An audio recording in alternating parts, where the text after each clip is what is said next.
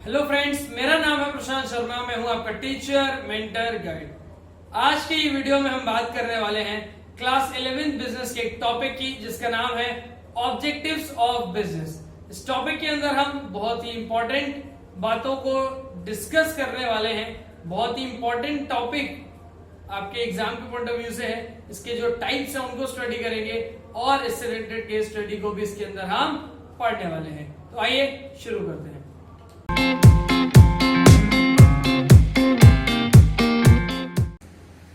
Business studies class 11th के लिए chapter number 1 पढ़ रहे थे हम, और इसमें जो टॉपिक हम पढ़ने वाले हैं वो है ऑब्जेक्टिव्स ऑफ बिजनेस। तो देखिए, ऑब्जेक्टिव्स ऑफ बिजनेस के 3 टाइप्स हैं। सबसे पहला है हमारा ऑर्गेनाइजेशनल ऑब्जेक्टिव, इसको इकोनॉमिक ऑब्जेक्टिव भी कहते हैं। दूसरा है सोशल ऑब्जेक्टिव, जो सोसाइटी के लिए है। तीसरा है ह्यूमन ऑब्जेक्टिव, ये एम्प्लॉय से रिलेटेड है। इसे इंडिविजुअल ऑब्जेक्टिव और पर्सनल ऑब्जेक्टिव भी कहा जाता है। तो ध्यान रखेंगे, ऑल्टरनेटिव नेम्स जितने भी हैं एग्जाम के अंदर वो हेल्पफुल होते हैं, बिकॉज कई बार क्वेश्चन इंडिविजुअल ऑब्जेक्टिव के नाम से पूछ लिया जाता है और आप सोचते हैं कि ह्यूमन ऑब्जेक्टिव आएगा, तो वहां पर आप फंस जाते हैं। आपके हिसाब से फिर आपको वो टॉपिक नहीं आता है, तो इसलिए ऑल्टरनेटिव नेम्स आना भी जरूरी है, जिससे क्वेश्चन किसी भी नाम से पूछ ले आप जो है उसे इजीली टैकल कर पाए, उसे प्रॉपर अटेम्प्ट कर पाए। तो चलिए, सबसे पहले हम समझते हैं ऑर्गेनाइजेशनल और इकोनॉमिक ऑब्जेक्टिव क्या होता है। तो देखिए बेटे, this objectives aims at prosperity. Prosperity का मतलब क्या होता है? सक्सेस, सफलता, and growth of the organisation. Organisation की ग्रोथ और सफलता की बात की जाती है ऑर्गेनाइजेशनल ऑब्जेक्टिव के अंदर या फिर इकोनॉमिक ऑब्जेक्टिव के अंदर। इकोनॉमिक ऑब्जेक्टिव हेल्प करता है सक्सेसफुल ऑर्गेनाइजेशन को बनने में या ऑर्गेनाइजेशन को ग्रो करने में। इसके अंदर भी कुछ चीजें हैं जिनका हमें ध्यान रखना है, जिनको हमें स्टडी करना है कि करके। तो देखिए, सबसे पहले है सर्वाइवल। बिजनेस का सर्वाइवल क्या है, कैसे सर्वाइव करती है, प्रॉफिट क्यों जरूरी है, क्या प्रॉफिट का काम होता है, और ग्रोथ कैसे करती है। ये सारी बातें हम इसके अंदर डिटेल में एक करके देखेंगे। तो सबसे पहले हम देखते हैं सर्वाइवल क्या होता है। किसी भी ऑर्गेनाइजेशन के अंदर सर्वाइवल का मतलब है कि वो अपने कॉम्पिटिटर्स के बीच में क्या कर सके, मार्केट में टिक सके, ठीक है, स्टैंड कर सके मार्केट में, अपने पोजीशन को बनाए रख सके। ये बहुत जरूरी होता है, क्योंकि आप अपने कॉम्पिटिटर्स के बीच में टिके हुए हो, मतलब कि आप मार्केट में अपने प्रोडक्ट के साथ टक्कर ले सकते हो, ठीक है। तो survival is very essential in the organisation, right. देखो क्या लिखा हुआ है, सर्वाइवल जो है, survival and exist in the market. Existence जो है मार्केट के अंदर और survival for a long period of time, ये सबसे पहले इंपॉर्टेंट है, क्योंकि जब तक आप सर्वाइव नहीं कर सकते हो, आप अपने प्रोडक्ट को मार्केट में सालों तक नहीं रख सकते हो, तो आपको सिचुएशन में बहुत सारी प्रॉब्लम फेस करनी पड़ती हैं। हो सकता है आपको लग रहा है स्पीड थोड़ी सी स्लो है या तेज है, आप अपने अकॉर्डिंग, आपके पास वहां पर ऑप्शन है वीडियो के अंदर में सेटिंग्स में देख सकते हैं आप वीडियो को तेज या स्लो कर सकते हैं, है ना, फास्ट और स्लो कर सकते हो अपनी चॉइस के अकॉर्डिंग, जैसा आपको ठीक लगे। साथ ही में हम बात करेंगे प्रॉफिट। प्रॉफिट क्या होता है? तो देखिए सर, प्रॉफिट मतलब कि profit is very essential for survival. Business के सर्वाइवल के लिए प्रॉफिट बहुत इंपॉर्टेंट होता है। जैसे ह्यूमन सर्वाइवल के लिए ब्लड इंपॉर्टेंट है, किसी भी मनुष्य के लिए जिंदा रहने के लिए, जीने के लिए खून जितना जरूरी है, उतना ही प्रॉफिट, लाभ की आवश्यकता होती है, प्रॉफिट रिक्वायर्ड होता है बिजनेस के सर्वाइवल के लिए। ऑलराइट, देखिए आगे देखिए, ग्रोथ क्या कहानी है, growth and expansion of business. Survival के साथ साथ growth and expansion of business, ये भी प्रॉफिट पर टिके हुए होते हैं। चलिए आगे बढ़ेंगे। Profit is a reward given to businessman for bearing risk. Bear करने का मतलब होता है भुगतान करना, तो रिवॉर्ड करने का, रिवॉर्ड जो है इसका मीनिंग होता है कि आप कोई काम करते हो उसके बदले आपको जो मिल रहा है वो रिवॉर्ड है यहाँ पर। तो बात समझ रहे होंगे कि बिजनेसमैन जो है उसे अगर रिस्क हो रहा है किसी चीज का, किसी चीज में नुकसान हो रहा है, तो प्रॉफिट उसको हेल्प करती है उस प्रॉब्लम से बाहर आने के लिए। जैसे मान लीजिए आपका एक गोडाउन है, इस गोडाउन में आपका लॉस हो गया, ठीक है, आग लगने की वजह से 500 रुपीज का।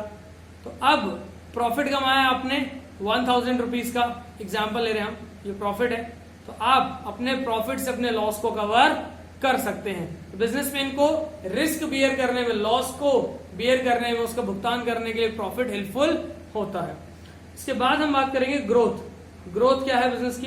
तो हर कोई बिजनेस जो है वो अपना बिजनेस क्यों करता है? जिससे वो अपना ग्रो कर सके, अपने मार्केट में अपने आप को इंक्रीज कर सके, अपने प्रोडक्ट को इंप्रूव कर सके, अपने पहचान को बढ़ा सके।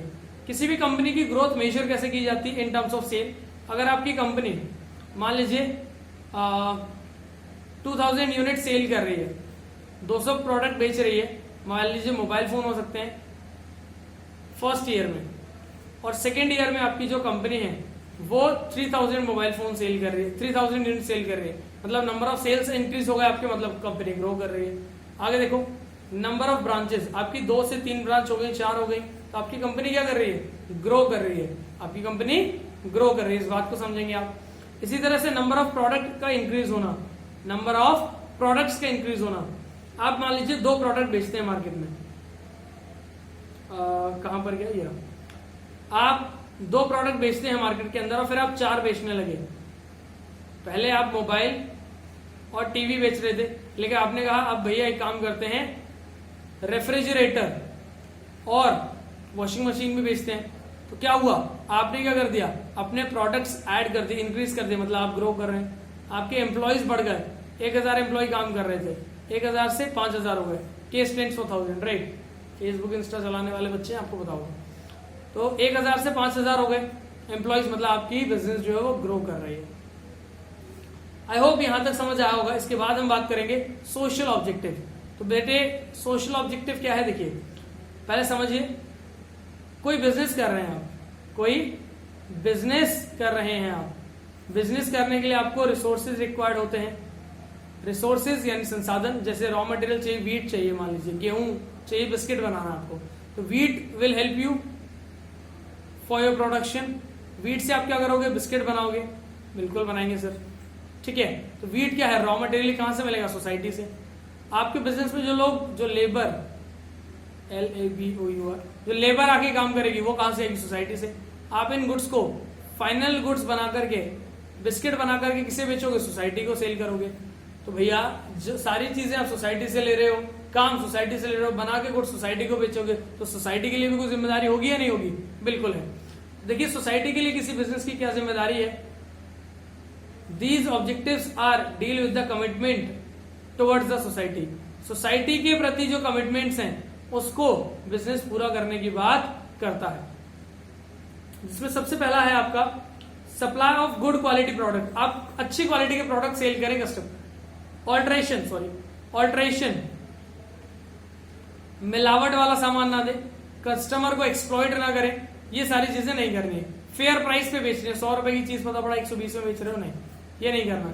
100 की चीजें 100 में बेचो, फेयर प्राइस पे डील करो कस्टमर के साथ। वो क्या होगा? इससे आपका ट्रस्ट बिल्ड होगा आपके कस्टमर का आपके ऊपर, आपके बिजनेस के ऊपर।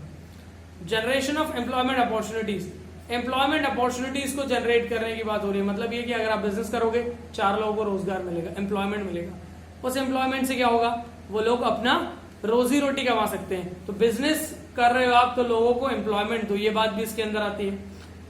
साथ ही में एक और जरूरी point, using environmentally friendly method of production. मतलब ऐसे प्रोडक्शन के मेथड को यूज करो जिससे एनवायरमेंट में क्या कम हो। मान लीजिए पॉल्यूशन की बात कर रहे हैं, पॉल्यूशन कम हो, या इको फ्रेंडली मेथड जो हैं उनका यूज करना है। इसके अंदर ओवरऑल ये बात हो रही है। आई होप ये समझ आया होगा आपको। इसके बाद तीसरा जो है हमारा वो ह्यूमन ऑब्जेक्टिव। इनसे रिलेटेड केसेस भी देखेंगे अभी हम, किस तरह से ऑब्जेक्टिव्स ऑफ बिजनेस के ऊपर केस आते हैं। ह्यूमन ऑब्जेक्टिव की जब हम बात कर रहे हैं तो बेटे ह्यूमन ऑब्जेक्टिव जो है इसे इंडिविजुअल और पर्सनल ऑब्जेक्टिव भी कहा जाता है, पर्सनल ऑब्जेक्टिव भी कहा जाता है। तो देखिए क्या है, as employees are one most valuable resource for every organization, so their satisfaction is very important in the organization। मतलब क्या है? देखो ये बिजनेस है,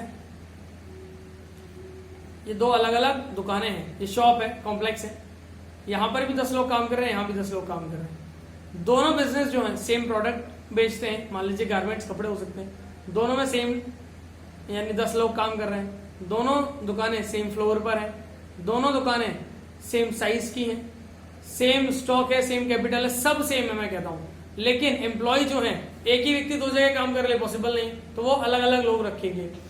और इसमें से एक कंपनी बहुत अच्छा परफॉर्म कर रही है और एक लॉस में जा रही है, तो रीजन क्या हो सकता है? उनके एम्प्लॉयज का काम करना। अगर एम्प्लॉयज अच्छे से काम करेंगे तो प्रॉफिट ज्यादा कमा सकते हैं, या एम्प्लॉय आलसी रहेंगे, काम अच्छे से नहीं करेंगे तो लॉस में जा सकते हैं, वो डिपेंड करता है। एम्प्लॉयज बहुत इंपॉर्टेंट रोल प्ले करते हैं आपके ऑर्गेनाइजेशन में, साथ ही में उनको सेटिस्फाई रखना, उनका सेटिस्फेक्शन ऑर्गेनाइजेशन के अंदर बहुत ज्यादा जरूरी होता है, क्योंकि एम्प्लॉय अगर सेटिस्फाई नहीं होगा तो अपना 100% नहीं देगा, अपने बेस्ट एफर्ट नहीं देगा आपके ऑर्गेनाइजेशन की गोल को अचीव करने के लिए, आपकी कंपनी का जो टारगेट होगा उसको अचीव करने के लिए।